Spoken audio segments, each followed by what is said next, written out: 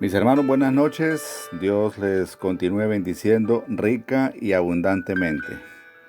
Hoy continuamos el estudio de la palabra de Dios. Hoy vamos a tener un tema aquí en el fogón que lleva por título: Mi tiempo en oración se ha convertido en mi tiempo de poder. Podríamos considerar la oración como un camino que nos lleva a tomar grandes bendiciones. Nadie puede tener claro quién es Dios a menos que se busque su presencia. En la palabra de Dios encontramos el llamado a buscar de su presencia. En la palabra de Dios, en las Sagradas Escrituras, encontramos muchos pasajes, muchos versículos que nos invitan a orar. El mismo Señor pide que oremos, le pidió a sus discípulos que oraran, y Él quiere que nosotros le oremos porque es la única forma en que nosotros podemos comunicar con Él y ser acreedores de muchas bendiciones. Dice la palabra de Dios en Mateo 7, versículos 7 y 8. Pedid y se os dará, buscad y hallaréis, llamad y se os abrirá, porque todo aquel que pide recibe, y el que busca halla, y al que llama se le abrirá.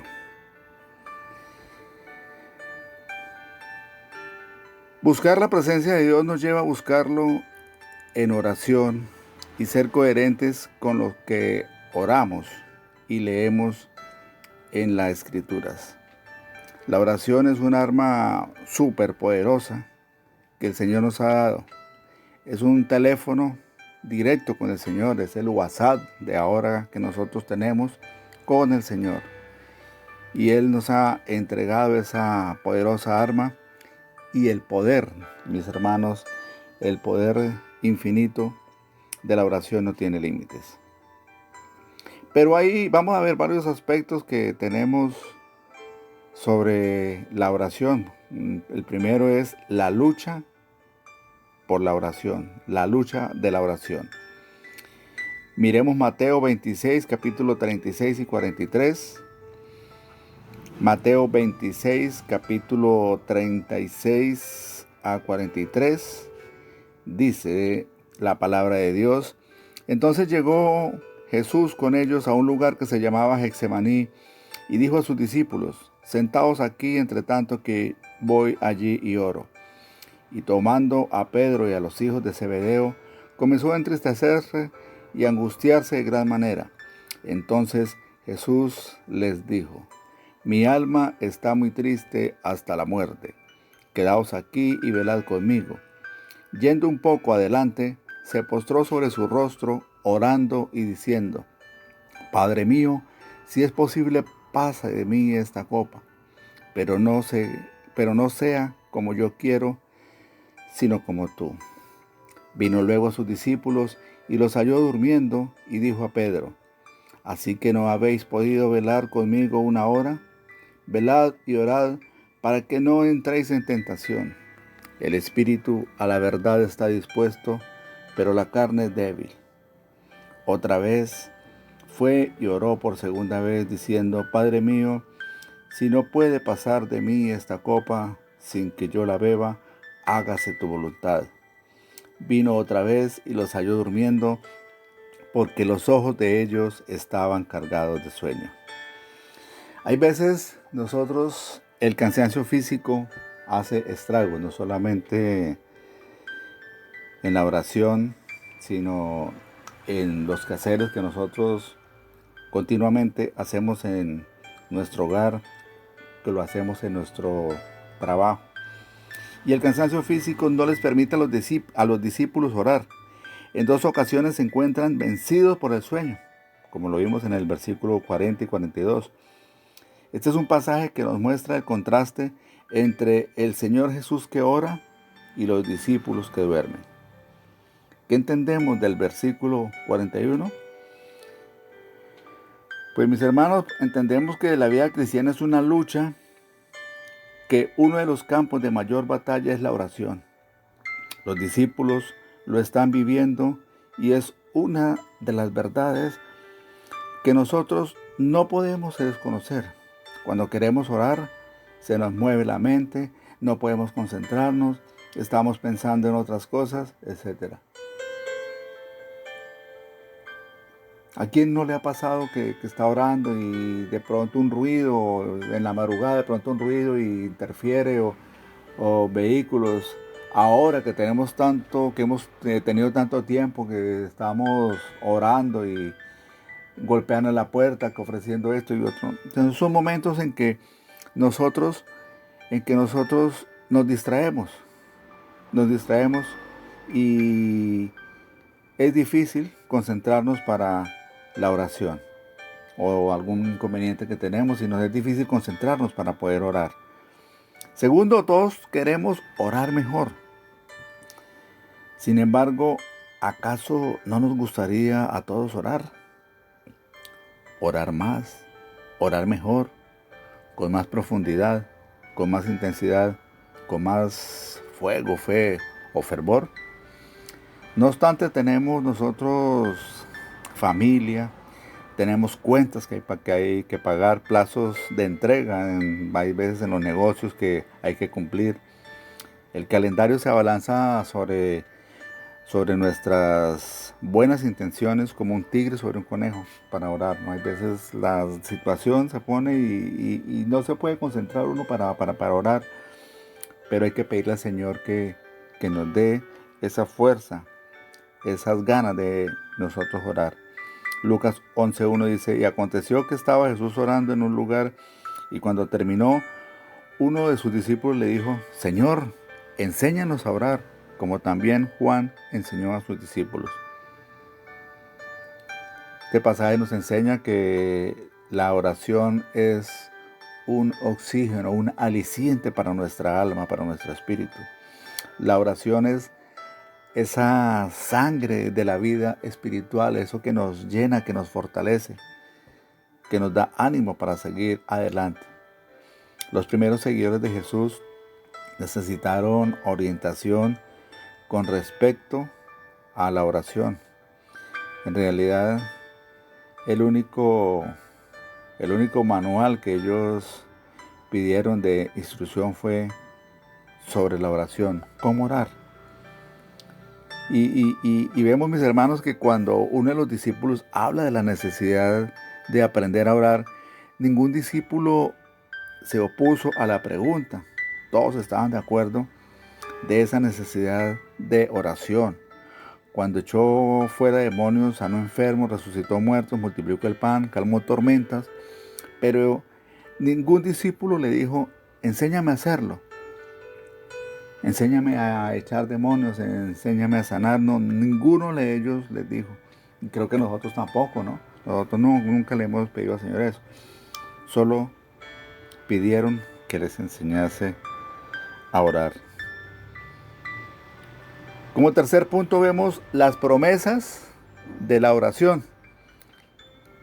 ¿Acaso su interés tuvo algo que ver con las promesas de Jesús sobre la oración, las cuales provocan que se nos caiga la boca o que se nos desorbiten los ojos? Pidan y se les dará. Mateo 7:7. Ustedes pueden orar por cualquier cosa y si tienen fe, la recibirán. Nuestro interés por orar no es sorprender a la gente, no es sorprendernos a nosotros mismos. No es hacer cosas extra normales, ¿no? Orar nomás, orar y orar con fe, dice el Señor, para poder recibir lo que pidamos. No hay otro modelo de respuesta de parte del Señor, sino solamente la oración. Jesús nunca relacionó tanto poder con otro cometido. Planifiquen y se les dará. Recibirán cualquier cosa por la que trabajen. Esas palabras no están en la Biblia, sin embargo, esta sí dice, si ustedes permanecen en mí y mis palabras permanecen en ustedes, pueden pedir lo que quieran y les será concedido. Juan 15:7. Jesucristo, mis hermanos, es el modelo de una vida en oración. Muchos pasajes de los evangelios nos muestran que Jesucristo era muy dado a la oración. Y Jesús hizo promesas impresionantes en cuanto a la oración y fue un modelo de oración convincente. Jesús oró antes de comer, oró por los niños, oró por los enfermos, oró con gratitud, oró con lágrimas y hasta oró con sudor de sangre. Él creó los planetas y formó las estrellas y aún así oró. Él es el Señor de los ángeles. Él es el comandante de las huestes celestiales y aún así oró. Él es igual a Dios, la representación exacta del Santo, y aún así se dedicó a una vida de oración. Él oró en el desierto, en el cementerio, en el huerto. Dice Marcos 1:35, salió y se fue a un lugar desierto y allí oraba. Jesucristo es el modelo de oración. Cuarto, la oración que levanta las fuerzas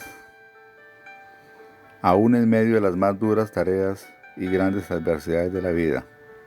Vamos a mirar un día del ministerio del Señor. En Marcos 6 nos habla de la muerte de su pariente, Juan el Bautista. Jesús intentó retirarse con sus discípulos, sin embargo lo siguió una multitud de miles.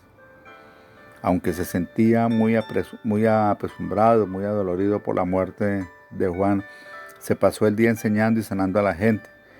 Cuando descubrieron que la muchedumbre no tenía comida, Jesús multiplicó el pan de una canasta y alimentó a toda la multitud. En un lapso de unas pocas horas, Jesús batalló con la tristeza. Yo creo que tuvo estrés, las exigencias y necesidades que vio. Y terminada el día, ya al llegar la noche, nosotros creemos y todos después de un arduo día de trabajo merecemos un descanso. Y Jesús le dijo a sus discípulos que abordaran su barco y subió a las colinas para orar a solas. Marcos 6:46. Aparentemente esa era la decisión correcta. Una tormenta se desató en el mar de Galilea, dejando a los discípulos en problemas lejos de tierra firme, ya que se había levantado un fuerte viento y luchaban contra grandes olas. A eso de las 3 de la madrugada Jesús se acercó a ellos caminando muy campante sobre el agua. Todos conocemos ese pasaje, ¿no? Él había ascendido agotado a la montaña y reapareció revitalizado a sus discípulos en medio de una tormenta. Cuando llegó hasta el agua, no aminoró el paso. Hubiéramos podido pensar que el agua era el césped de un parque y la tormenta una brisa de primavera. ¿Cree que los discípulos hicieron una conexión entre la oración y el poder? Pero ellos le pedían, Señor, enséñanos a orar. Las personas que conquistaron el corazón de Dios, una de las características era que tenían una vida de oración. Los discípulos, mis hermanos, hicieron la conexión entre la oración y el poder. Como conclusión, mis hermanos, podemos decir que la oración siempre tendrá la disponibilidad del Señor. No pensemos que Él está lejos, con las manos cruzadas. Cuando nosotros oramos, por el contrario, nosotros debemos estar seguros que siempre estará el Señor atento a nuestra oración. Apocalipsis 3:20 dice, mira aquí, estoy llamando a la puerta, si alguien escucha mi voz y me abre, entraré y cenaré con él y él conmigo. Mis hermanos, muchas gracias. Dios los bendiga, Dios los fortalezca y les dé esa fluidez para tener esa intimidad con el Padre. Debemos de imitar a Cristo como el modelo de orador. Jesucristo es el modelo a seguir en nuestras vidas. Feliz noche, mis hermanos, y como dice nuestro pastor Leonel, adelante con el Señor. Bendiciones.